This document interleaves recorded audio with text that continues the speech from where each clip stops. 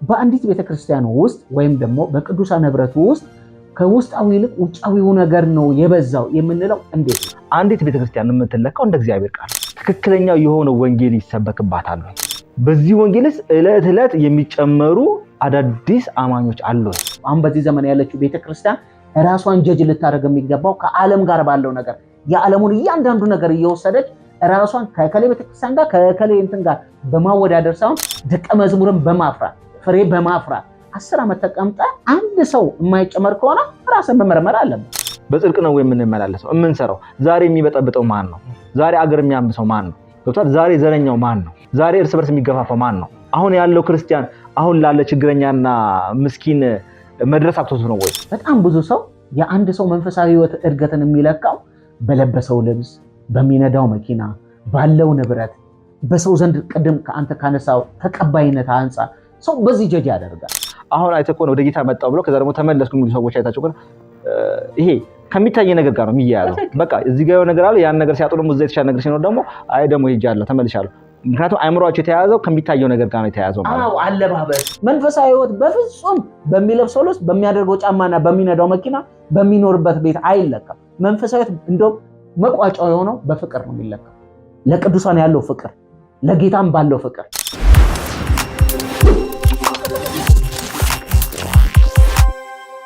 ሰላም የጌታ ጸጋና ሰላም ይብዛላችሁ ውድ የጌታ ቲዩብ ተከታታዮች እንዴት አላችሁ? ይሄ የጌታ ቲዩብ ነው። ስለ ጌታ ስለ ኢየሱስ ስለ ማዳኑ የምናወራበት የምንነጋገርበት የጌታ ቲዩብ።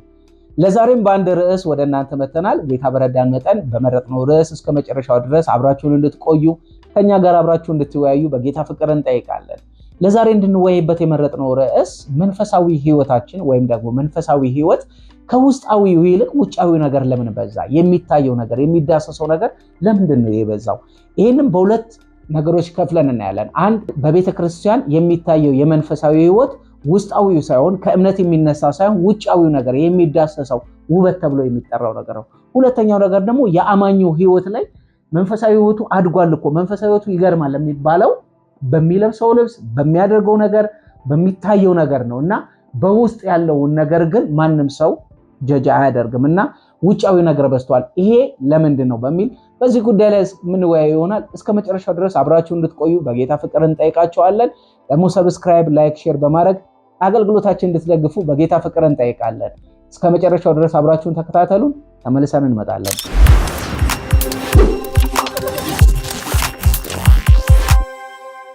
በቤተክርስቲያን ውስጥ የሚሆን በአማኝ ህይወቱ ውስጥ የውስጣዊ መንፈሳዊ ህይወት ሙሉ ለሙሉ አሁን ባለንበት ዘመን ሙጥት እያለ ነው። ይልቁኑ የሚታየው ነገር ውጫዊ መንፈሳዊ ህይወት ነው። ሰው የመንፈሳዊ ህይወት እድገትን ጀጅ የሚያደርገው በውጫዊ በሚታየው ነገር ይሄ በሚዳሰሰው በሚነካው ነገር አድርጓል።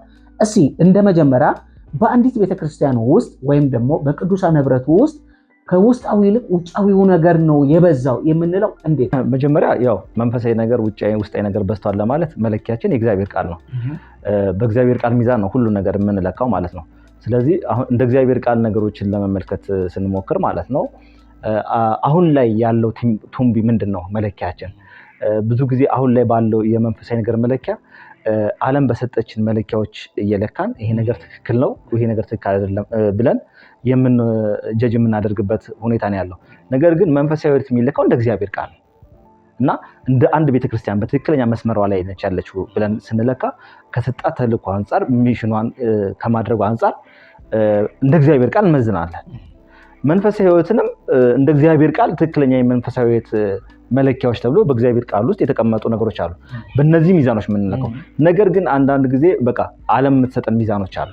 ለምሳሌ አሁን እንደ ቤተክርስቲያን እናንሳ ካለን አንድ ቤተክርስቲያን በትክክለኛ መስመሯ ላይ ነች ያለችው ወይ ይሄ ቤተክርስቲያን ልክ ወይ ደግሞ እዚህ ህብረት ውስጥ አብሬ መሆን ፈልጋለሁ ብለን ከምን አንፃር ነው ነገሮችን ኢቫሉዌት የምናደርገው ብለን ስናይ አሁን ላይ ያለው ትሬንድ ምንድነው? ልክ ከእንትን ጋር የተያያዙ ናቸው። ከህዝብ ብዛት አሁን አንድ ቤተን በጣም ብዙ ህዝብ ስላለበት ይሄ ቤተክርስቲያን በቃ ትልቅ ቤተክርስቲያን ነው ወይ ደግሞ በቃ ብዙ ሰው እንት ስላለበት በቃ እንደ ትክክለኛ መስመር ላይ እንዳለ ልንረዳ እንችላለን። ትልልቅ ካቴድራሎችን ትልልቅ ህንጻዎችን አሁን ላይ ባለችው ቤተክርስቲያን ሳይተ ከሆነ እግዚአብሔር ይመስገን በብዙ ነገሮች ድሮ ከነበረችው ቤተክርስቲያን አሁን ያለችው ቤተክርስቲያን በብዙ በፋይናንሻል ነገር እድገት የሚታይበት ነገር አለ። ነገር ግን ያ ነው ወይ መለኪያው? ትክክለኛ የመንፈሳዊ አንድ ቤተክርስቲያን ትክክለኛ ነው በኢኮኖሚ ራሷን መቻሏ ነው ወይ? በገንዘብ አቅም ራሷን ቢውልድ ማድረጓ ነው ወይ? የተለያዩ ነገሮች መሳሪያዎች ስለተሟሉ ነው ወይ አንድ ቤተክርስቲያን ትክክለኛ ቤተክርስቲያን ነች የሚባለው? በገንዘብ አቅም ስትሮንግ ስለሆነች ነው ወይ? ከሃይማኖት ስርዓት አንጻር፣ ከአምልኮ ስርዓት አንጻር፣ ከውበት አንጻር ለምሳሌ ከሳውንድ ሲስተም፣ ከላይቲንግ፣ ከአዘማመር፣ ከአለባበስ በጣም ድምቅ ያለና በቃ ዋው ዛሬማ የሚገርም ነው የምትለው አይነት አይን ሊስብ የሚችል የሰውን አይን ሊማርክ በሚችል መልኩ የሚደረግ የአምልኮ ስርዓት ያ ነው ወይ ትክክለኛ መለኪያችን? አይናችን እንደ ሰው እንዳለማይ ስርዓት ስታስብ እንደ ስጋዊ ማነሳሰብ የሰውን አይምሮ የመሳብና የመግዛት አቅም አላቸው። ነገር ግን እግዚአብሔር በዛ እኛ በምናይበት አይን ነገሩን ይመለከተዋል ብለን ስናይ ግን ነው አይደለም። ስለዚህ መለኪያዎቹ ዓለም በምትሰጠን ሚዛኖች እየለካ ናቸው። ከዛ አንግል ነገሮችን ስለምናይ ነው። ሌላም ነገር ማየት ይችላል። ከአዘማመር ከዝማሬ አንጻር ስታይ የሙዚቃውን አሁን ለምሳሌ ከዝማሬ አንግል ብታየው ሙዚቃው በጣም አድጓል በዚህ ዘመን ላይ ገብቷል። ሙዚቃው በጣም ነው አይምሮን የሚስበው፣ ለሰዎች ለአይምሮ ለጆሮ የሚመች ነው። በጣም ደስ ይላል። እንትን ያደርጋል። ግን በዛ መጠን ገብቷል እግዚአብሔር የሚቀበለው መስዋዕት ነው ወይ ብለን ስናስብ የመዝሙሩ ይዘት ስትፈትሽ ጎሉ የምታገኛቸው ነገሮች አሉ። ከትራዲሽን አንጻር ገብቷል። በቃ ካለባበስ ስርዓት ጋር አንተ በቃ በቃ የሚገርም አይነት እንትን ስላለህ ብቻ ትክክለኛ ነህ የሚለውን ነገር ሊያሳይ አይችልም። አንዲት ቤተክርስቲያን የምትለካው እንደ እግዚአብሔር ቃል፣ የእግዚአብሔር ቃል የሚነግረን እውነቶች አሉ። ምንድን ናቸው እነዚህ ነገሮች?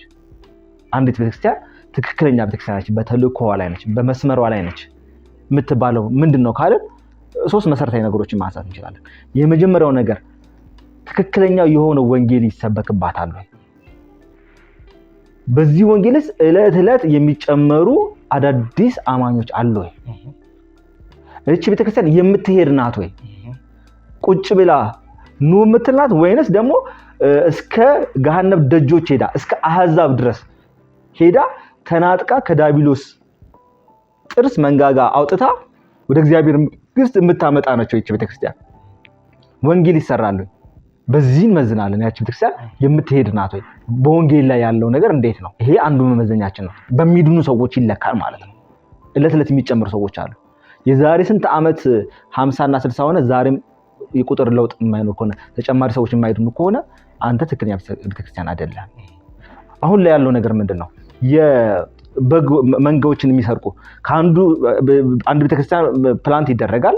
ከዛ በኋላ ከአንዱ ቸርች የሚመጣ በግ ነው። አዲስ አምነህ አጥምቀህ ክርስቲያን የምታደርገው ሳይሆን የሌላን መንጋ ሰብስበህ ወደ አንተ ቸርች የማፍለስ አይነት ነገር ነው የምታየው። አሁን ባሉ አብዛኛዎቹ፣ ሁሉንም ማለታችን አይደለም፣ አሁን ላይ አብዛኛዎቹ ስንመለከት ግን በትክክል ከታች ጀምሮ ኮትኩቶ አሳድገው ለፍሬ የሚያበቁ ሳይሆኑ ከሌላ በቃ የተሻለ ሳውንድ ሲስተም፣ የተሻለ የአምልኮ ስርዓት፣ የተሻለ ውበት ላይ ይሰራሉ።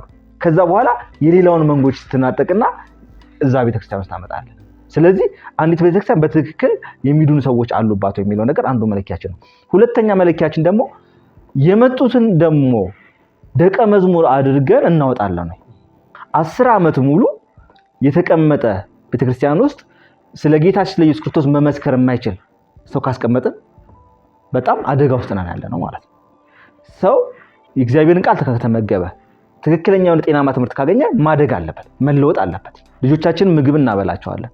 ያ ያበላናቸው ነገር አሁን ሲያድጉ በሰውነታቸው በምናቸው የሚታይ ነገር አለ። አንድ ሰው ግን በዛ ቤተክርስቲያን ውስጥ ተቀምጦ 10 ዓመትና 15 ዓመት ተቀምጦ ምንም አይነት ለውጥ የማያመጣ ከሆነና ደቀ መዝሙር አድርጎ ማውጣት የማይችል ከሆነ ቤተክርስቲያኑ ደቀ መዝሙር አድርጋ ማውጣት ያልቻለችበት በተልእኮ አላለችም፣ ወይ ጤናማ ትምህርት አይደለም፣ ወይ ደግሞ ውስጥ ላይ ያሰራር ችግር አለ ማለት ነው። ስለዚህ አንዲት ቤተክርስቲያን የምትለካው ደቀ መዝሙር ምን ያህል ደቀ መዝሙር አፍርተናል በቁጥር ተለክቶ መቀመጥ አለበት። 10 ዓመት 15 ዓመት ከቆየ በ15 ዓመት ውስጥ ምን ያህል ደቀ መዝሙሮች አፈራ? ራስ አሳድገ ከታች ጀምረ የደህንነት ትምህርት አስተምረ ምን ያህሉን ልጆች ለአገልግሎት አሰማርታ? ሌላ መለኪያችን ደግሞ በቅዱሳን መካከል ፍቅር ይገለጣል። እርስ በርስ ዛሬም በቸርች ውስጥ እርግጫ ካለ፣ እርስ በርስ ፉክቻ ካለ፣ እርስ በርስ መተሳሰብ ከሌለ አንዱ የተሰጠው ተልእኮ ምንድነው? ድሆችን እንድናስብ ነው አይደል? በቤተክርስቲያን ውስጥ ሌላው ይቆረሳል ወይ? በፍቅር ድሃን ማሰማራት ዞሮ ዞሮ በፍቅር መገለጥ ማለት ነው። በፍቅር እንገለጣለን። ዛሬ በቤተክርስቲያን ውስጥ ያለው ነገር እንዴት ነው? በቤተክርስቲያናችን ውስጥ ያለውን ነገር እንድንፈትሽ ያስፈልጋል። ስለዚህ በዚህ ሚዛን ፈትሸን ነው አንዲት ቤተክርስቲያን ትክክለኛ መስመር ላይ ነች አይደለችም የምንለው እንጂ ይሄ ውጫዊ ነገሩን እያየን በፍሬ የማይገለጽ ነገር እየተመለከትን ትክክል ነው ትክክል አይደለም ልንል አንችልም። አሁን ላይ ያለውን ነገር ስንመለከት ጤናማ የሆኑ በዚህ መንገድ የሚሰሩ እንዳሉ ሁሉ ግን አብዛኛው በምንለው ደረጃ አሁን ላይ በትክክለኛ መስመር ላይ ናቸው ብለን አፋችንን ሞልተን የምንናገርበት ነገር አይደለም። በጣም ትክክል፣ በጣም ቆንጆ ነጥብ ነው ያነሳው። እኔ እዚህ ውስጥ የምጨምረው አንድ ነገር ምንድነው አሁን በዚህ ዘመን ያለው የመንፈሳዊ ህርገት ጀጅ ከሚደረግበት ነገር አንዱ ይሄ የአዳራሽ ግንባታ፣ የካቴድራል ይሄ ቤተክርስቲያን ብለን እኛ የምናስበው ወይም በመጽሐፍ ቅዱስ ውስጥ ቤተክርስቲያን የተባለው የቅዱሳን ህብረት ነው። አሁን ግን በጣም ብዙ ሰው ቤተክርስቲያን ብለህ ስታስብ ወይም ደግሞ ስለ ቤተክርስቲያን ገና ልታወራ ስትል የሚያስበውን አእምሮ ላይ የሚመጣለት ህንፃ ነው ወይም የሚሰበሰብበት አዳራሽ ወይም ደግሞ የሚያመልክበት ስፍራ ነው የሚታየው እና ሰው በዛ ጀጅ ያደርጋል። እግዚአብሔር ከነሱ ጋር ባይሆን ኖሮ ይሄ ይሆናል ይልሃል። ትክክል እኮ አይደለም፣ አዳራሽ ብቻ ነው ወይም ደግሞ ካቴድራል ብቻ ነው ወይም ደግሞ ያምልኮ ማምለኪያ ስፍራ ብቻ ነው እንጂ መንፈሳዊ ህይወታቸው እኮ ባዶ ነው።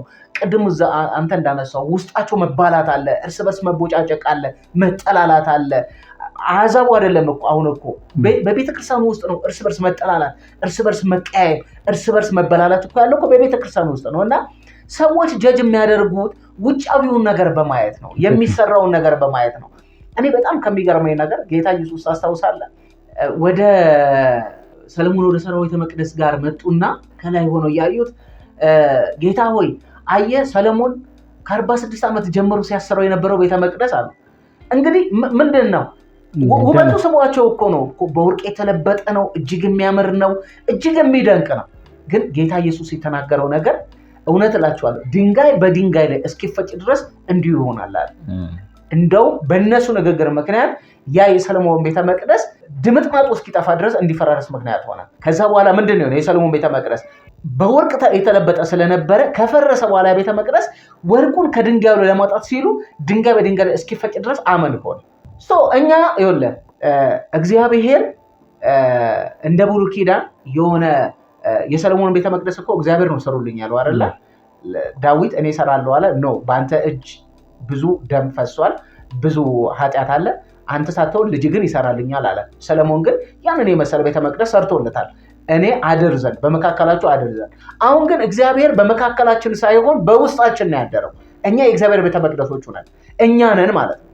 ስለዚህ ጀጅ የሚደረገው በእኛ ውስጥ ባለው ነገር ነው እንጂ በሚታየው በሚያብለጨልጨው ነገር አይደለም። አማናዊው ቤተ መቅደስ እየፈረሰ ትክክለኛው ቤተ መቅደስ የሰው ልጆች ናቸው።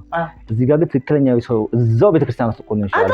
አጠገብ ያለ ሰው በጣም በሚገርም አይነት ሁኔታ በጉስቁልና ውስጥ በሚገርም ሁኔታ ያለ በፍቅር እንቆረሳለን ወይ ያ አግብቷል። በዛ መጠን መንዳይ ሳንችል ማለት ነው። እኛ ግን በጣም ትልቅ ካቴድራሎችን መገንባት አሁን እኛ የአምልኮ ስፍራ አያስፈልግም ማለት አይደለም። የአምልኮ ስፍራ በጣም መሰረታዊ ነገር ነው። ግን በጣም በዛ ነገር ላይ ይሄ የሚታዩ ነገሮች ከግንባታ ጋር የተገናኙ ነገሮች ሐሳብን ዳይቨርት የማድረግ አቅምና ከገንዘብ ጋር የሚገናኝ ነገር ስለሆነ ብዙ ጊዜ አቅጣጫ የማስቀየር አቅም አላቸው ብዙ ጊዜ እና መሪዎችም በቃ በዛ ነገር ላይ ፎከስ የማድረግ ትክክለኛ የተሰጣቸውን አቅጣጫ የመሳት ነገር አለ።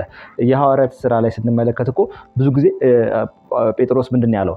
ከምግብ ጋር የተገናኘ ኮንፍሊክት ሲነሳ እኛ ለዚህ ነገር ተጠራን፣ እኛ የተጠሩበት ነገር ሚሽናችን ይሄ ነው ብለው ቀጥታ ቃሉን ወገማገግና ለጸሎት በዛ ነገር ላይ ፎከስ ያደርጉ ይችላል። አሁን ላይ ግን ብዙ ጊዜ መሪዎች እንደዚህ አይነት ነገሮች በሚፈጠሩበት ጊዜ ከግንባታ ጋር የተገናኙ ነገሮች ሲኖሩ መሪዎች በቃ ሙሉ ትኩረታቸው ወደዛ ያለው ገብቷል። ትክክለኛ የተጠሩበት ነገር ሰው ላይ ያተኮር ሰው ተኮር የሆነው ነገር ይቀርና ከማቴሪያል ጋር ይያያዛል ማለት ነው። ስለዚህ ያንን ከመገንባት ጋርና ያንን ከመጨረስ ጋር ያለ ግብ ሲኖር ጉባኤውንም እስከ ማስጨነቅ ነገር ስለሰራል ገብቷል። አሁን በዘመናችን የምናያቸው እኮ የንግድና እንትን ይሄ ያልተገቡ የጸጋ ስጦታን እስከ መሸጥ ድረስ የተደረሰው እኮ በዚህ ምክንያት ነው። ገንዘብ የሚያስፈልግበት ሁኔታ ስላለ ማለት ነው። ስለዚህ እንደነዚህ አይነት ነገሮች የአምልኮ ስፍራ አስፈላጊ ነው፣ ግን አገባብነት ያለውና በጣም መጋነን አያስፈልገውም እኮ ገብቷል። ለማምለክ እኮ የሚያስፈልገን እኮ ማዕከላችን የኢየሱስ ክርስቶስ ስም ነው። በመንፈስ ሆነን የምናመልከው ጋር እግዚአብሔር በየትኛውም ስፍራ ሆነን እኮ ይቀበሏል። አንድ አማኝ ወደኛ ህብረት ሲመጣ ባለው የአምልኮ ስርዓት ባለው የሙዚቃ መሳሪያ መደርደር ባለው በዙሪያችን ባለው በሚያማምሩ ላይቶች ባለው አለባበስ ሳይሆን ሊማርክ የሚገባው የምንሰጠው ወይም ሼር በምናደርገው ፍቅር በውስጣችን እምነት ነው። ምን ተቃለ በእንደዚህ አይነት ነገር ያመጣው አማኝ ወይ ደግሞ ምዕመን ብለው ነገጣት የተሻለ ነገር ሲያደርግ ይሄዳል። በትክክለኛው ወንጌል ሰብከው አይደለም ያንን ያመጣው በትክክለኛ እግዚአብሔርን ቃል ነግረው ጌታ ኢየሱስ ክርስቶስ እኮ ሲጠራን እኮ ትክክለኛውን ነገር ነግሮ ነው መጨረሻቸውን ነግሮ ነው ያመጣቸው። እነዚህ ሰዎች እስከ መጨረሻ ለመቀጠል አቀይ ማግኘት ግን ይሄ በሚታይ ነገርና በሚያበረቀርቅ ነገር የሰበሰብከው ህብረት ነገር ደግሞ የተሻለ ነገር ይቅርታ አድርግልኝና አሁን አይተህ ከሆነ ወደ ጌታ መጣው ብሎ ከዛ ደግሞ ተመለስኩ የሚሉ ሰዎች አይታቸው ከሆነ ይሄ ከሚታይ ነገር ጋር ነው የሚያያዘው። በቃ እዚህ ጋር ነገር አለ ያን ነገር ሲያጡ ደግሞ እዛ የተሻለ ነገር ሲኖር ደግሞ አይ ደግሞ ሄጃለሁ ተመልሻለሁ። ምክንያቱም አእምሮአቸው የተያያዘው ከሚታየው ነገር ጋር ነው የተያያዘው ማለት ነው። አለባበስ ስርዓት ይሄ የሚያብለጨልጨው ነገር የሚያብረቀረቀው ነገር ባይዘወይ ይሄ ቀላል ነገር አይደለም። አሁን እኛ መቼም እግዚአብሔር ረድቶን እንደ ጸጋው መጠን እናወራለን እንጂ እኮ ቀላል ነገር አይደለም። ቅዱስ ጳውሎስ ምንድነው ያለው? ዴማስም የዚህ ዓለም ውበት ማርኮት ትቶኛል። ምክንያቱም የተሰሎንቄ ውበት ስበው ስለነበር በዘመኑ በዛን ጊዜ እነ ጳውሎስ በሚያገለግሉበት ዘመን ከኤፌሶን ቀጥሎ እጅግ የምትደንቅ ሀገር ስትራክቸሯ የሚያምር በብዙ መተላለፊያ የሆነች ውበት ያላት የነበረችው ከተማ ተሰሎንቄ ነች። የሷ ውበት ስቦት ሄዷል።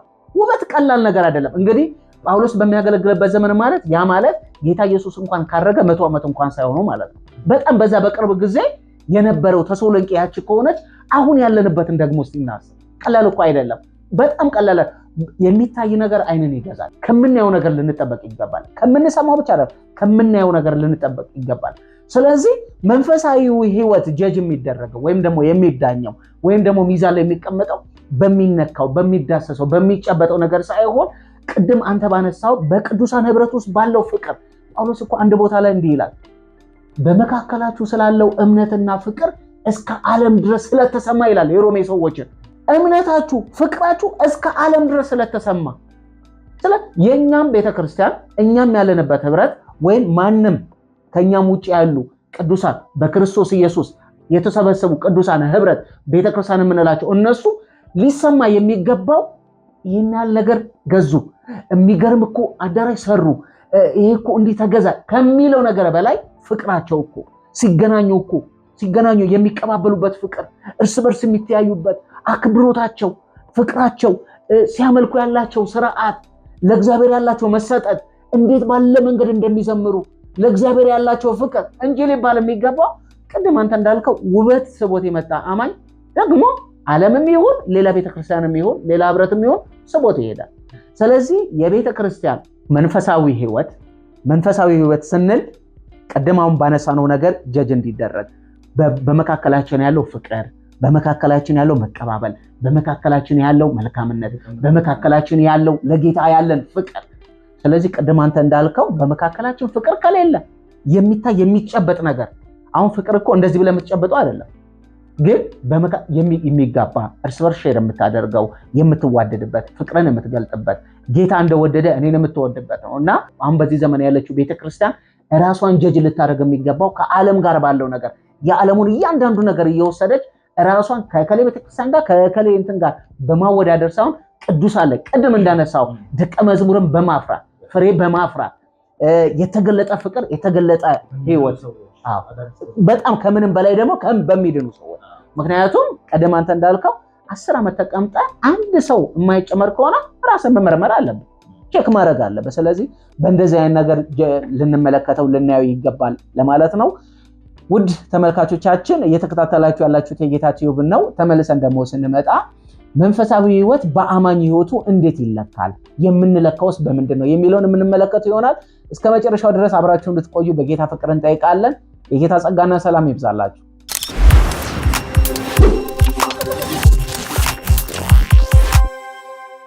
ተመልሰን መተናል። ውድ የጌታ ቲዩብ ተከታታዮች እንግዲህ ለዛሬ ሐሳብ አንስተን የተወያየንበት ያለ ነው መንፈሳዊ ህይወታችን ከውስጣዊው ይልቅ ውጫዊ ነገር ለምን በዛ በሚል ነው። የመጀመሪያውን ክፍል በቤተክርስቲያን ላይ አንስተን እየተወያየን ነበረ። እስቲ አሁን በአማኝ ህይወት ውስጥ በአንድ ሲንግል በሆነው በኔ በሱ የመንፈሳዊ ህይወታችን የሚለካው በውጫዊው ነገራችን ነው ወይንስ በምንድን ነው? በጣም ብዙ ሰው የአንድ ሰው መንፈሳዊ ህይወት እድገትን የሚለካው በለበሰው ልብስ፣ በሚነዳው መኪና፣ ባለው ንብረት በሰው ዘንድ ቅድም ከአንተ ካነሳው ተቀባይነት አንጻር ሰው በዚህ ጀጅ ያደርጋል። እንደው ብዙ ጊዜ ካየ ይሄው አንተ ለቀወተ ዛሬ ግን እከሌን እስቲ ተመልከተው እንዴት እንደተባረከ እንዴት እንዳደገ እንዴት ጥሩ ነገር እንዳገኘ አንተ ነህ ትክክለኛ መንገድ ያልሆንከው ይላል። እና ሰው ሁልጊዜም ቢሆን በዛ ጀጅ ያለ ነው ወይ? በጣም የሚገርም ነው። እንደዚህ የማውቃቸው ታሪኮች ነበሩ። አንድ ወንድማችን በጌታ የመጣ ነውና ከሌላ ቤተ እምነት መጥቶ ነውና ልጁን በሞት ያጣልኝና የሰው አመለካከት ምንድነው? አየህ ለዚህ ነው እንዲህ ስላደረግ እንዲሆነ የሚል አይነት ጀጅመንት ሲሰጥና በዚህ አይነት መልኩ የሰው ልብ ዝቅ ለማድረግ ሲሞከር አይቻቃለሁና አንዳንድ ጊዜ ይሄ ምድራዊ ስኬቶችን በረከቶችን ከመንፈሳዊ ነገር ጋር በማስተያየት ሰዎች በቃ በትክክለኛ መንገድ ላይ እንደሆኑ ራሳቸውን ሊያስቡ ይችላሉ። የተሻለ ቤት፣ በልጅ መባረክ፣ በትዳር መባረክ፣ በቤተሰብ በኑሮ መባረክ ልክ በትክክለኛ መንገድ ላይ ስለሆንክ የሆነ ነገር ነው። ይሄ ግን እግዚአብሔር ለሁሉም ሰው የሰጠው በረከት ለፍጥረት ሁሉ የሚሆን ነገር ነው እንጂ ትክክለኛ መንፈሳዊ ነገር የሚያሳይ አይደለም። መንፈሳዊ ነገር እንደ እግዚአብሔር ቃል ነው የሚለካው። መንፈሳዊ ነገር ከመንፈሳዊ ነገር ጋር እያስተያየን ነው እንጂ የምንለካው መንፈሳዊ ነገር በስጋዊ ነገር አንለካው።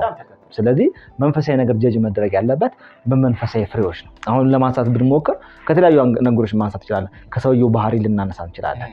ከጽድቅና ከቅድስና ሕይወት አንጻር ሰውየው ላይ የሚገለጥበት ከባህሪ አንጻር ፍቅር ይገለጥበታል፣ ትህትና ይገለጥበታል፣ ትዕግስት ይገለጥበታል፣ የመንፈስ ፍሬዎች በአጠቃላይ ይታዩበታል ነው። በጣም ግልፍተኛና ኃይለኛ በቃ ስትነካው እንደ ነብር የሚለወጥ ሰው ግን በቃ በሌሎች ነገሮች ራሱን እየለካ ትክክል ወደ ራሱ የማይመለከት ማለት ነው።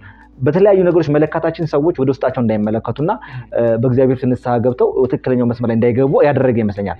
የመለኪያው መበላሸት ግን ትክክለኛ መለኪያዎቹ እንደ እግዚአብሔር ቃል በሆኑ መለኪያዎች ብንለካ ግን ለመለወጥም እንደ እግዚአብሔር ሐሳብና ፈቃድ ለመኖርም እድሉን የሚከፍቱ ነገሮች ናቸው። በጣም ትክክል። እኔ እዚህ ጋር አንድ ላነሳ ምን መሰለህ፣ በቤተክርስቲያን ውስጥ ቀደም አንስተናል። በህብረት ውስጥ ሲሆን የሆነ ሰውን ስታየው፣ ሲዘምር ስታየው፣ ሲሰብክ ስታየው፣ ወይም ደግሞ በቅዱሳን መካከል ሲመላለስ ስታየው፣ በቅዱሳን መካከል የሆነ ነገር ሲሰራ ስታየው፣ ከዛ በኋላ ደግሞ ውጫዊ ይሄ ከሚለብሰው ጋር ከቤተክርስቲያን ህብረት አምልኮ ፈጽመ ስትወጣ ከምታየው ነገር ጋር እግዚአብሔር እንዴት እንደባረከው ልትል ትችላለህ።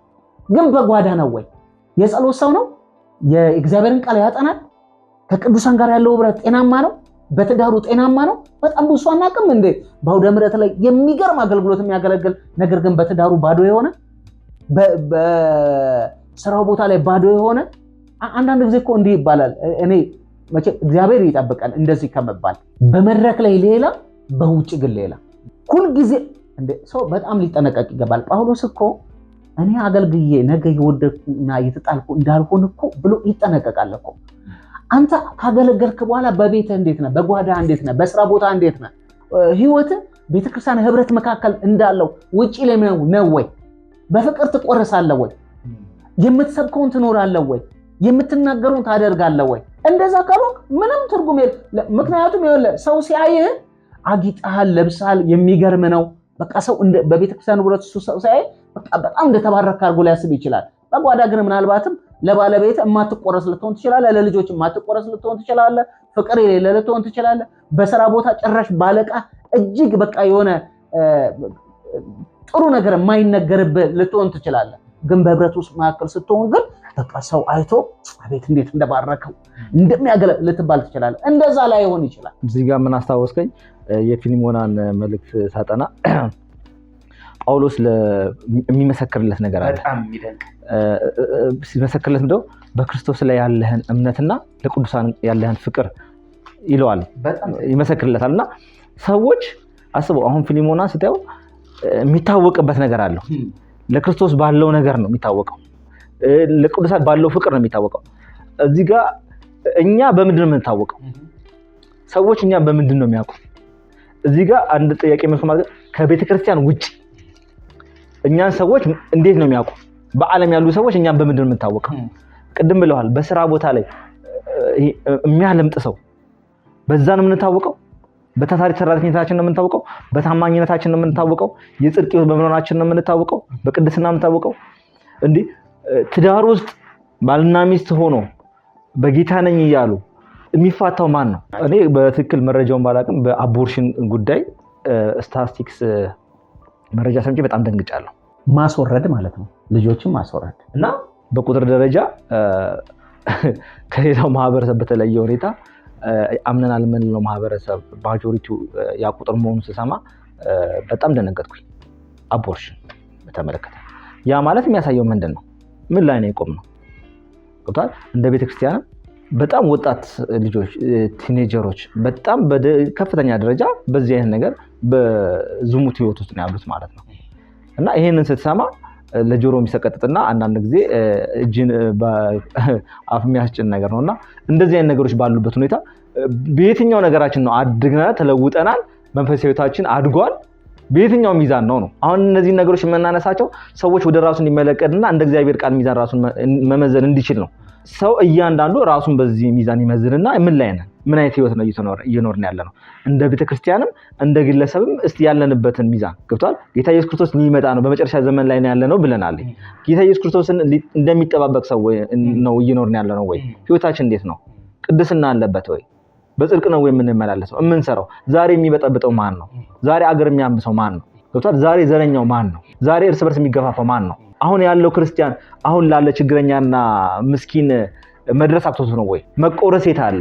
እንሰጣለን ወይ? እጃችን በልግስና ተባርከናል ወይ? እግዚአብሔር በገንዘብ በተለያየ ነገር የባረከን ሰዎች እጃችን ለእግዚአብሔር አገልግሎት እጃችን ይፈታሉ? ለተቸገሩ ሰዎች እጃችን ይፈታሉ? ራሳችንን እንፈትሽ። በጣም አደገኛ ሁኔታ ውስጥ ነው ያለነው። ስለዚህ ንስሐ የምንገባበትና ራሳችንን በእግዚአብሔር ቃል አንጸን እንመለስ ነው። ሌላ ነገር እኮ አይደለም። የመንፈሳዊ ህይወት መቀንጨር የሚመጣው እኮ ከዚህ ነው። በቃ ጌታ ለኛ ያደረገውን ነገር በትክክል አንደርስታንድ አለማድረግ። አሁን ቀደም ያነሳቸው ነገሮች ምንድነው? አንድ ሰው በመንፈሳዊ ህይወቱ በጣም ሲያደግ እየተገለጠ ሲመጣ እያንዳንዱ ነገር በስራው ነው የሚገለጠው። ለዚህ እኮ ነው ያዕቆብ ላይ ያለው እኔ እምነቴን በስራ ሳያለሁ አንተ ደግሞ እምነትን ግለጥልኝ የሚል። እምነታችን አንዳንድ ጊዜ በስራ የሚገለጥ አይደለም። እምነታችን ብዙ ጊዜ በግል ህይወታችን የሚገለጥ አይደለም፣ በስራ ቦታችን የሚገለጥ አይደለም።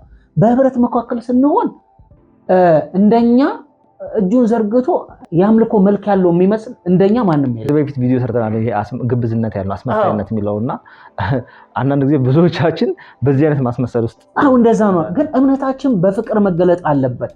እምነታችን በስራ መገለጥ አለበት። የእያንዳንዳችን የአማኝ ህይወት መንፈሳዊ እድገታችን የሚለካው ሰርተን በምናገኘው አይደለም። ቀደም ጆ ብሏል፣ የትኛውም ሰው ሰርቶ ሊባረክ ይችላል። እግዚአብሔር ለፍጥረቱ ሁሉ የሚራራ።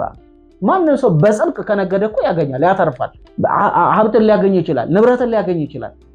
ማንም ሰው በጽድቅ ከነገደ የሚያምር ልብስ ሊለብስ ይችላል፣ የሚያምር ጫማ ሊጫማ ይችላል። ክብርም ቢሆን እንዴ በጣም ብዙ ሰው እኛ በጌታ ሳይሆኑ የምንወዳቸው የምናከብራቸው ሰዎች የሉም እንዴ? አሉ እኮ። ግን ስፔሲፊካሊ መንፈሳዊ ህይወት ስንል ግን አንድ ክርስቲያን ነው እየጠየቀን ያለ ነው። አንድ አማኝ ነው እየጠየቀን ያለ ነው። መንፈሳዊ ህይወቱ የሚለካው በምንድን ነው? መንፈሳዊ ህይወት በፍጹም በሚለብሰው ልብስ፣ በሚያደርገው ጫማና በሚነዳው መኪና፣ በሚኖርበት ቤት አይለካም። መንፈሳዊ ህይወት እንደው መቋጫው የሆነው በፍቅር ነው የሚለካው። ለቅዱሳን ያለው ፍቅር፣ ለጌታም ባለው ፍቅር። ሰው ለጌታ ትክክለኛ ፍቅር ካለው ለቅዱሳን እውነተኛ ፍቅር ይኖረዋል። ግን እኛ ብዙ ጊዜ አስመሳይ ስለሆነ ነው። እግዚአብሔር ከዚህ ይጠብቃል። ውድ የጌታ ቲዩብ ተከታታዮች ለዛሬ ሀሳብ አንስተን የተወያየንበት እንግዲህ በዚህ ርዕስ ነበረ። ሁላችንም ራሳችንን እንድንመረምር ታውቃላችሁ። እኛ ፕሮግራም ስንሰራ በእውነት እግዚአብሔር ምስክራችን ነው። እኛ ራሳችን እየተሰራን፣ እኛ ራሳችን ወደ ውስጣችን እየተመለከትን ነው። የእውነት ነን እያለን ደግሞ እግዚአብሔር ይረዳል። ለምሳሌ እኔም እሱም በዚህ ነገር እኮ ደክመናል። መንፈስ ቅዱስ በወቀሰን ነገር ላይ፣ መንፈስ ቅዱስ ባነቃን ነገር ላይ በቃ እግዚአብሔር ጸጋውን እንዲያበዛልን ደግሞ በዚህ ነገር እንድንገለጥ መንፈሳዊ መቀንጨር እንዳያገኘን በፍቅር ያልተመላለስን ከሆነ በፍቅር እንድንመላለስ፣ የምንቆረስ ካልሆነ የምንቆረስ እንድንሆን፣ ድሆችን ያላሰብን ከሆነ ድሆችን እንድናስብ። ምክንያቱም ሁልጊዜም ቢሆን የመዳን ቀን አሁን፣ ለምንም ነገር የመዳን ቀን አሁን ነው።